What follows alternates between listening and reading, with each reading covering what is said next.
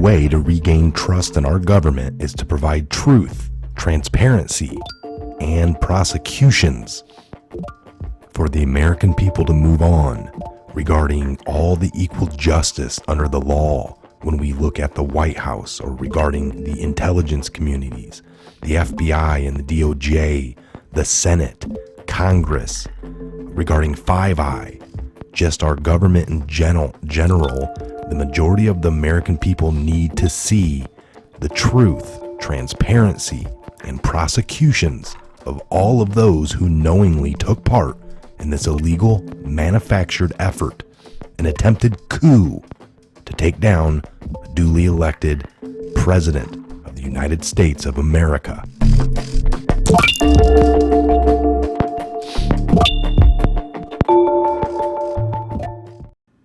Durham's probe into possibly FBI misconduct expanded based on new evidence, sources say. U.S. Attorney John Durham's investigation into the origins of the FBI's 2016 Russia probe has expanded based on new evidence uncovered during a recent trip to Rome with Attorney General Bill Barr, sources told Fox News on Thursday.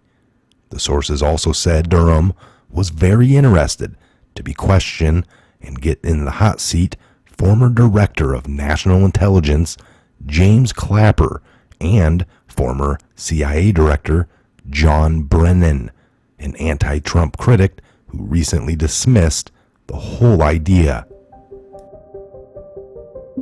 I see your Brennan and Clapper, and I trump you a Comey as well.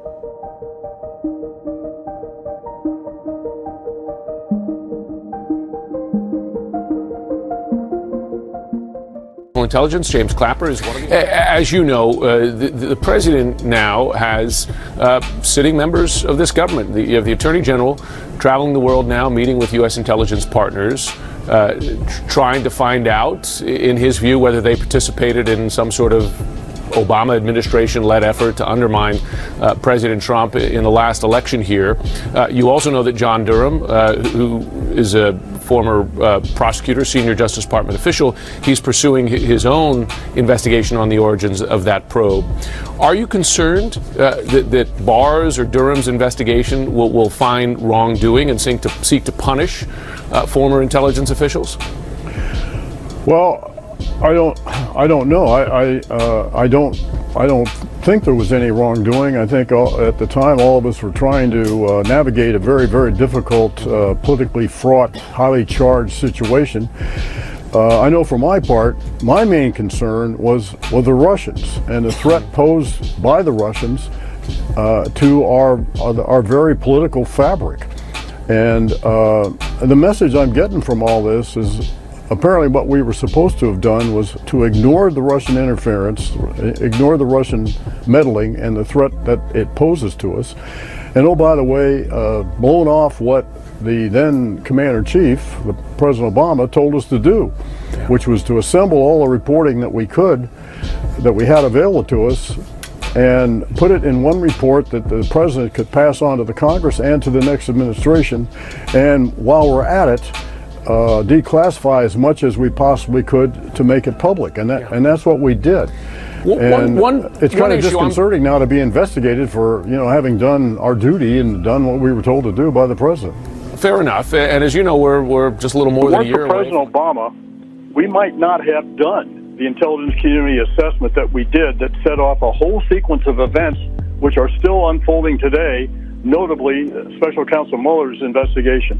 President Obama is responsible for that, and it was he who tasked us to do that intelligence community assessment in the first place. I think